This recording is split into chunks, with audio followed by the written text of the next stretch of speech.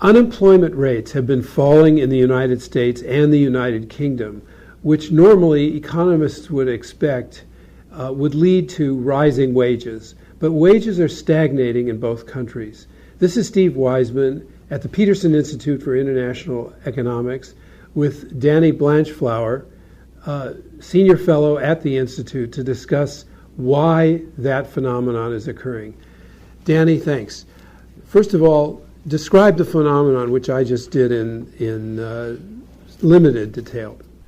Well, you're right. What we've actually seen is the unemployment rate has been falling, but that doesn't really mean that the slack, if you like, that exists in the US has really gone away, because it's much broader than that. And each month the unemployment numbers are given out, but what you see each month is that people leave the labour force. And so it turns out the question is, are those people really there? Are they competing for jobs? Or have they just gone? And the answer is they really are competing for jobs.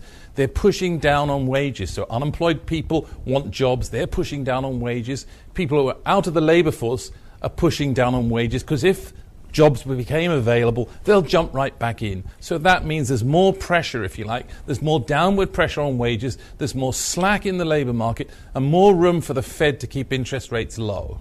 Now, some people argue, though, that the people who are leaving the labor force are people of retirement age. You've done research to show that although that might be a factor, the other factor is people dropping out of the labor force who could otherwise take jobs. Well, some of it is older workers have dropped out of the labour force, but the problem has been many of those folks, their pensions have actually been hit. And if good jobs were available, they'd come back in if there was an opportunity there. But another big group actually are young people, and because there aren't jobs around for them, many of them have gone to education, they've gone to unpaid internships. Guess what?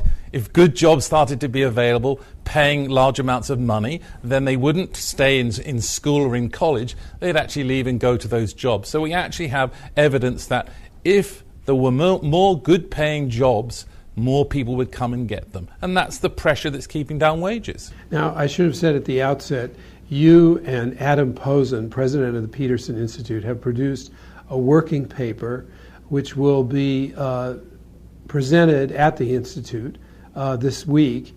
Tell me, what research contribution does that paper make to this complex phenomenon? Well, Adam and I have known each other quite a long time. I was actually a member of the Monetary Policy Committee and left, and then Adam joined. He didn't actually replace me, but we've both been interested in how monetary policy is conducted and how much, if you like, we'll put it technically, how big the output gap is, what's actually going on. So we started to try and work at this because our view was that all the fears about inflation rising, driven by what was happening in the labour market, were misplaced. So we actually went and looked at the data. This is something that I've done for quite a long time.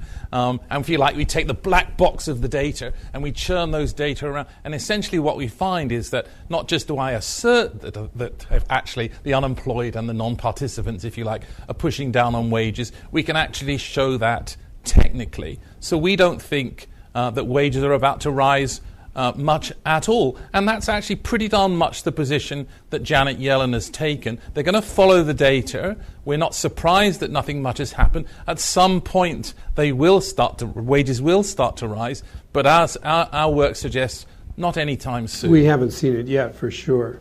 No, we haven't seen it at all. Now, she has recently suggested that that the Fed might, though, raise interest rates sometime next year. Does that make sense? She didn't say that. The markets interpreted what she said as suggesting that. Adam and I learned very well in the early days setting monetary policy that you really, it's like asking when is the treatment over? The answer is, well, it's over when it's over. And essentially Janet has actually said, we'll watch the data.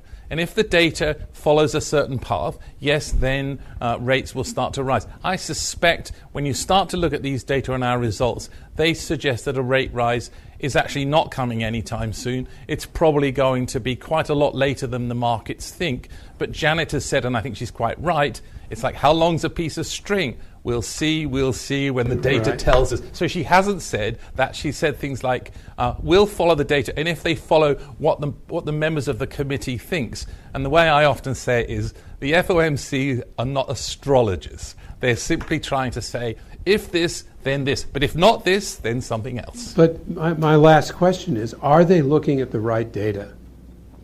Well, I think they are. I mean, Janet Yellen's made it absolutely clear in a set of speeches and in testimony that they're looking at various components of what's happening in the labour market. And she has said on a number of occasions that following wage growth is pretty important. It's a simplifier, if you like. If you want to look at one thing, there's lots of other things you can look at. But if you want to look at one thing, that's what you should look at. And we actually argue for it in our paper. And Janet Yellen has said that. Some other members of the committee don't seem to quite be on board, but we have a governor of a central bank who traditionally is a dictator.